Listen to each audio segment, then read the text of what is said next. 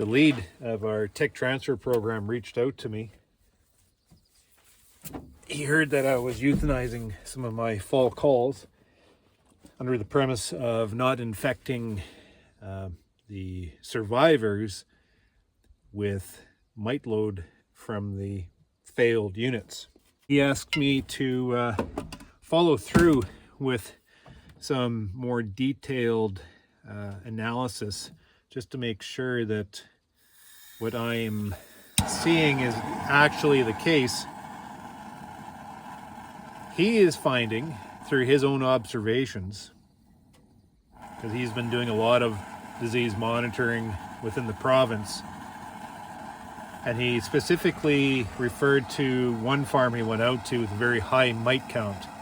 He said going through the yard and shaking the colonies queen right, he was shaking up like 10-15% mite counts. Very heavily infested yards, except for the ones that were queenless were shaking very low. And these colonies obviously went queenless in August sometime. So he asked me if I'm finding the same thing within my sampling, my shakes. And I'm like, well, I'm shaking fairly low within the yard. I'm shaking fairly low within my dead outs. And my intention isn't to spread those lingering mites to the survivors. And my intention isn't to, if there's possible virus issue or nosema or just problems like that, I just want to get rid of it. So that's my whole purpose of doing what I'm doing. So he asked me to take more detailed samples of the dead colonies and within the yard to take samples of my survivors to see if the trend that he is seeing holds true with what I'm seeing within my apiary here, which is very interesting. It leads to the conversation. If these failed units in August were holding mites, as they should have been, as the rest of the yard was, then what's going on with those mites? Are they dying? Are they drifting? A very good question and a very interesting observation. And I'm just going to plug our tech transfer program again. This is the reason why beekeepers, or this is why our industry needs this type of support, to put people in place on the ground, looking at on the ground situation what's going on within our yards, to provide instant feedback into our operations, into our industry, to help us with these day-to-day management issues. This is what we need the support for. I've subscribed to this program, actively communicating with the lead of this program. He's giving me feedback that is so valuable. A lot of food for thought. We're running trials. Right now, probably one of our biggest issue, other than package bees, which is very political and a little bit out of my reach and way out of the reach of the KRTP. But our number one issue within our industry right now is rural mite. So we have our program right now trialing an RNA mite treatment, which could be very close to becoming available to the marketplace, which would not be available to our Canadian beekeeping industry if it wasn't for the tech transfer program bringing in these guys to run the trials here in Canada to satisfy our regulatory requirements. So us as beekeepers, we're doing this, we're grab a hold of this technology and we're trying to get it applied within our operations as soon as we possibly can, because we need these mites controlled and we're running out of options. We also have this tech transfer program running trials on, there's this oxalic acid extended pad, that everybody seems to be using now, developed other places in the world, and the technology has been brought into North America by Randy Oliver, and we're trying to apply it into our colonies here. Just there seems to be some discrepancy in how this product works from region to region to region to region. So we're using this program right now to test out some very negative observations that was encountered by beekeepers within our province. And I'll leave it at that, but we're seeing if these negative consequences will follow through in a trial. So we're trialing this product, the oxalic acid pad, in a winter time environment to see if it provides a negative, see if it provides something negative to that colony throughout our very long winter, which is very important information. So anyway, this is what we use this program for. We have these on the ground, in field issues that we as beekeepers need support for, and we can directly, channel that to a professional who it's his job to take these issues and try to translate that into information so we can apply our practice a lot more effectively within the yards. And I am so excited to be part of this program. It's the reason why I'm a director on the association right now, is because I felt we needed this service within our province. And not only provide that service, but apply that service. How many beekeepers are actually, applying this opportunity into their own yards? I mean, we do it on the rest of our farm, like in the grain farm. We hire an agronomist to help us with this type of stuff. On the ground, what's happening, how to manage the problems at hand with the products we have available.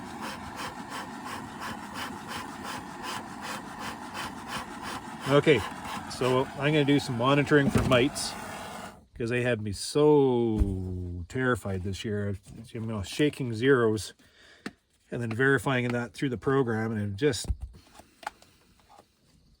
I just don't believe it. The problem lingers, and I just hope it's something that doesn't catch me off guard, because I'm using Apivar, which I had trouble with a while ago, and it's the only product I've been using because everything else just seems to fall flat on me.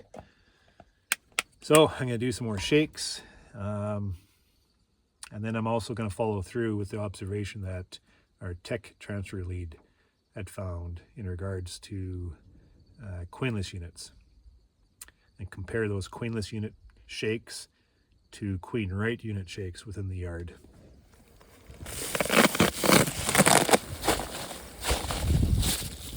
This colony was flagged as queenless.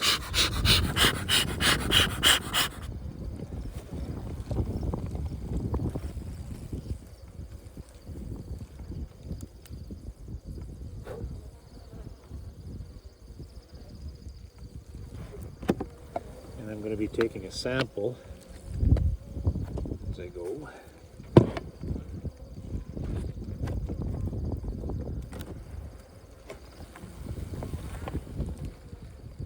Lethargic.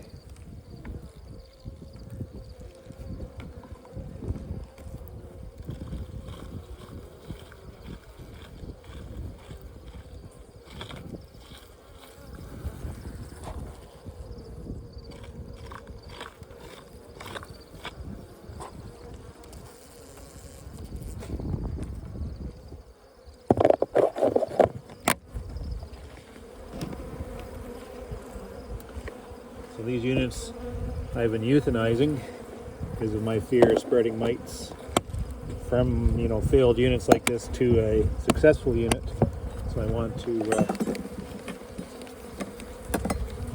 do a shake to see if it's dropping any mites and compare that to maybe some of the other ones within this yard.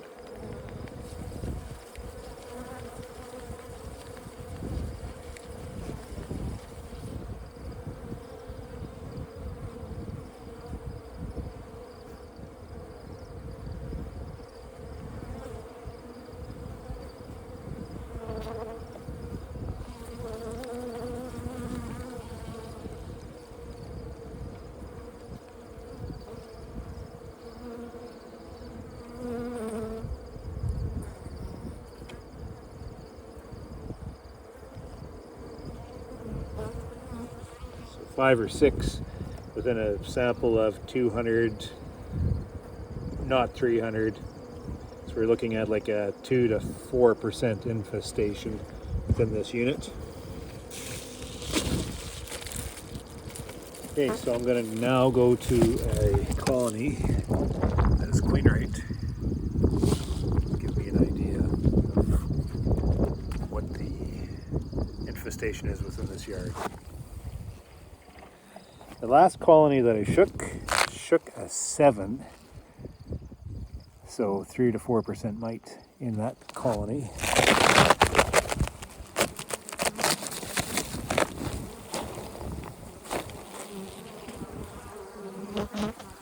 Way too high. And you're going to get that vaporizer out next week, this coming Monday. And put priority on oxalic acid vapor, I think. I don't know what else to do. 3 to 4%. The brood nest is shrinking. I just do a cold pull here. This is going to be too painful. I've got to take the colony frame out here first.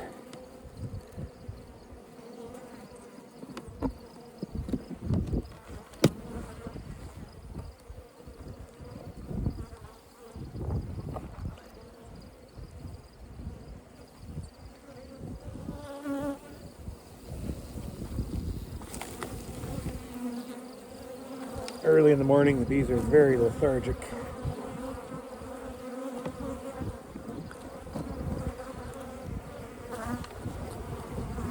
What do we have for a brood nest? Pretty much nothing now in this yard.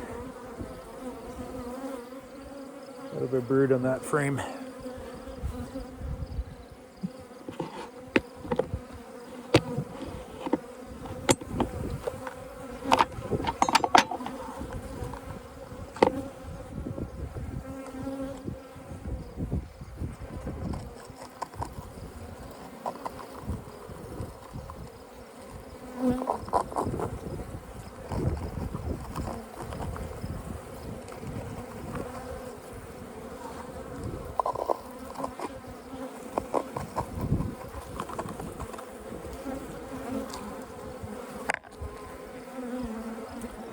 Couple 100 bee sample there.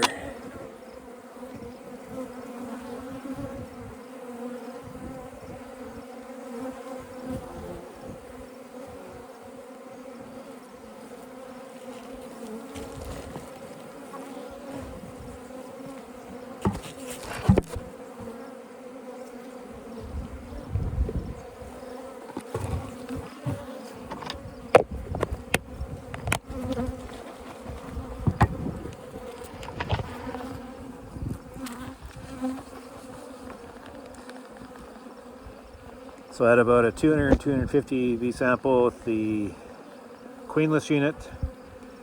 I counted 5 mites. And then, what did I say that last colony was? About 2% or so, about the same mite count.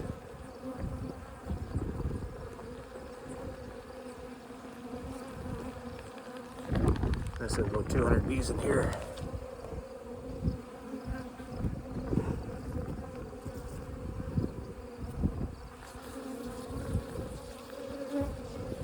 Showing a 0 so far.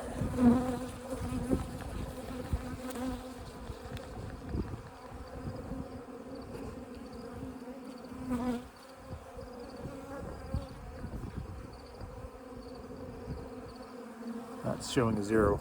Let's do one more. I noticed a colony with brood out the front. Cannibalized worker brood. That's not a good sign. And I'll just see what they're counting, because that's a concerning little sign. That usually means mites. Here's this colony here. Hate this time of year.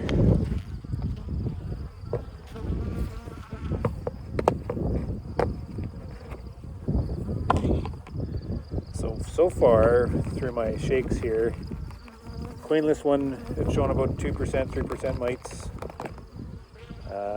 Queen rate colonies showing 2%, 0.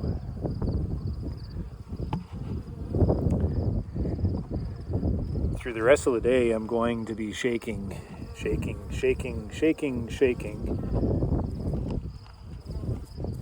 to see if I can find any trend. Whoa, this colony's big anyways.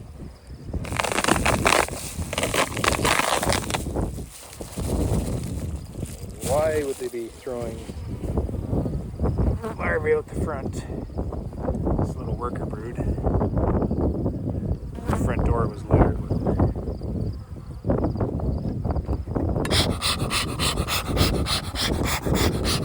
As I open my door and show you all my problems.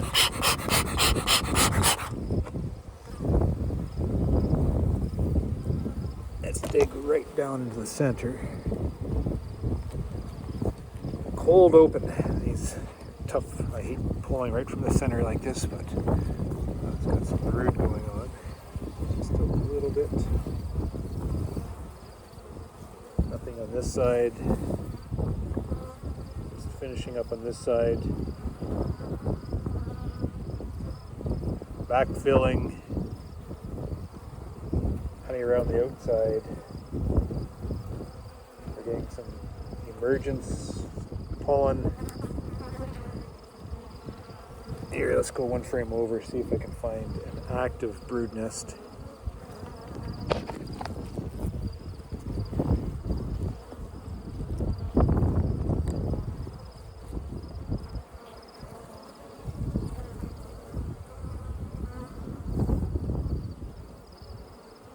Brood nest that's emerging.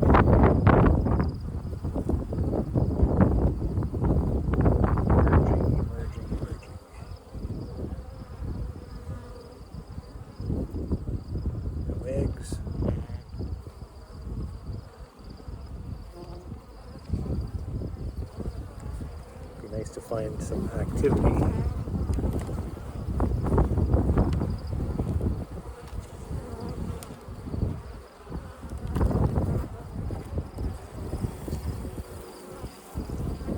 There is the active brood nest right here. So we have a full frame of open larvae. A frame that is emerging, being back. Nope, being filled with eggs. Oh boy. So we got still an active brood nest going on. This will be the one I should take my sample off of. I'll just inspect for the queen.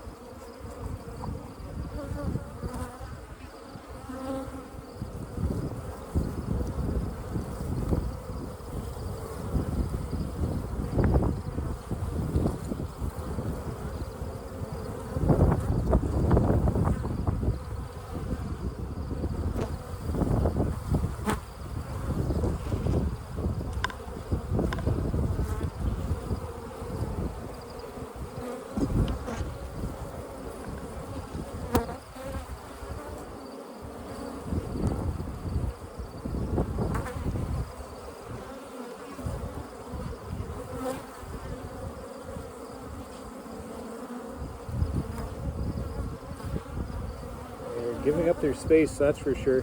So she's shrinking her nest from, a box of brood down to a frame, maybe 2 frames there.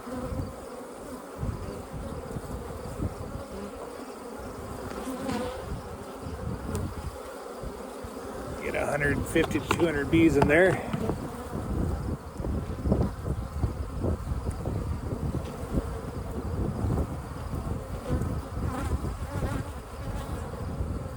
The reason why beekeepers do a lot of monitoring, including myself, is Takes so much damn time. I would have been out of this yard long ago. Just come in here to call out colonies and top up the pails. But instead I've spent the entire time shaking bees, which is probably the most important job at hand right now. Let's see what we have here.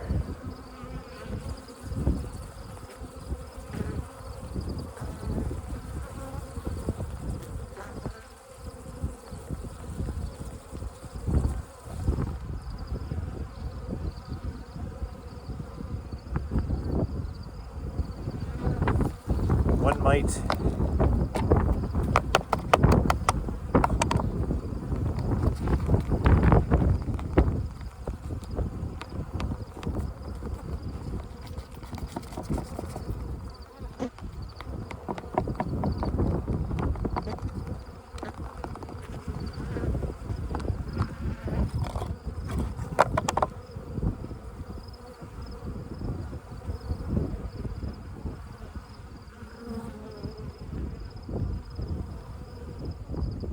One mite. One mite. So, in my random testing right now, I'm not seeing a trend other than, well, it's hard. If I had higher mite counts, maybe I could correlate the then lower mite counts, and the queenless one's a little bit better. I have lower mite counts, the same or lower. So I guess if the theory is true, then that unit should almost be mite free if they were to migrate to the rest or migrate out of the colony and die on the dead bees flying out. But I'm going to keep this up. I'm going to keep just seeing where I'm at and see if I can find a trend. But I think for the time being, I'm just going to continue on euthanizing the queenless stock and follow through with my game plan.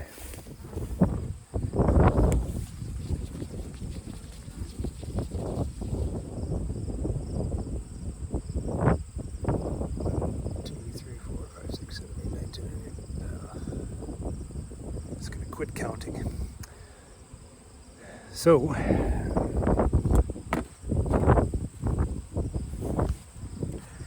running through the yards, blowing out these calls, looking for that trend, whereas there's high mite counts within if there's high mite counts within the colonies, the culled units, the birdless units are lower. I'm not finding that. But I found something else. Some of these culled units are showing high mite counts. So are my live colonies. Like, I quit counting that one. That'll be like a 5 to 10% mite count in that colony, which is queenrite. And I found that in another yard, and I found that in another yard.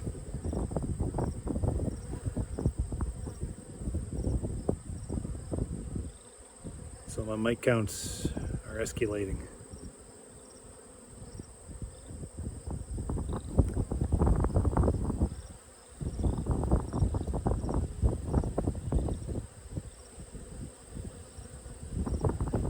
So what to do next?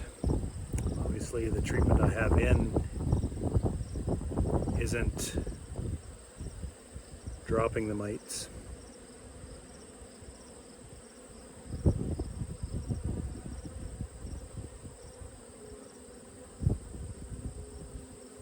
It's not in every yard.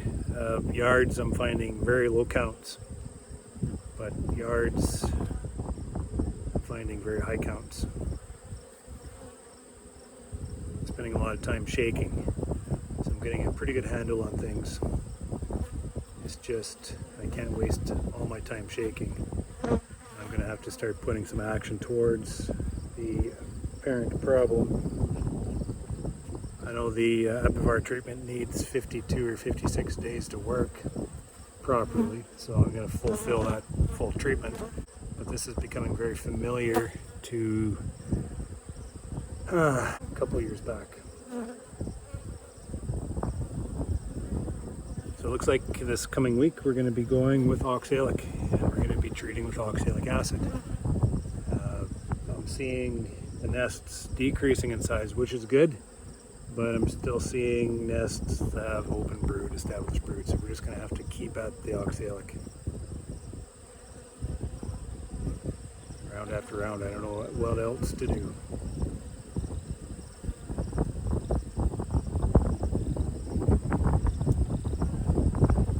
So that's where I'm at. And I think this is very familiar with where a lot of other beekeepers are at.